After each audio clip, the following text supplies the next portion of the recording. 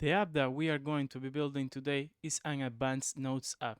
And as the name suggests, you can create notes. The interesting part about this app is that you can make the notes, you can search for the notes, and also you can edit them, and as well as selecting different colors for the notes. And all the data that you do is going to be persisted throughout local storage. So let me show you all the functionalities. First, we have an advanced notes app heading here. We have a search input where we can search the nodes. Then here we are going to write the node that we want. Then we can select here on a drop down option the different colors that you want the nodes. And then we have the button of save nodes. So let's proceed to create a node. My first node. Good. And now instead of a white color, let's select green, for example. And I click on Save Node. As you see here, we have my first node, which is the content of the node, and then it displays the day where it was created, in this case, the day as well as the time.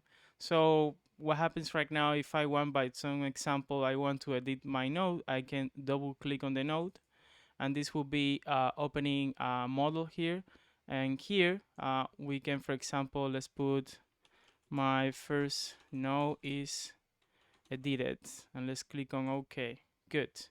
And if I reload the page, as you see, the data persists over there. And also, if I want, by some reason, I want to delete the node, I can just click here on the cross sign, and I will be able to delete the node. Let's create another one. So let's create two nodes. Node 1, hello. Let's put this one on yellow, and then node number 2, how are you? And let's create this one in color pink.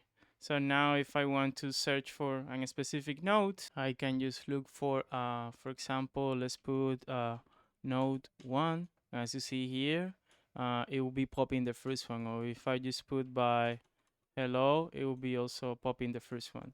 If I want to look for the how are you and just put you, it will be showing only the second one. So this is all the app that we are going to be building.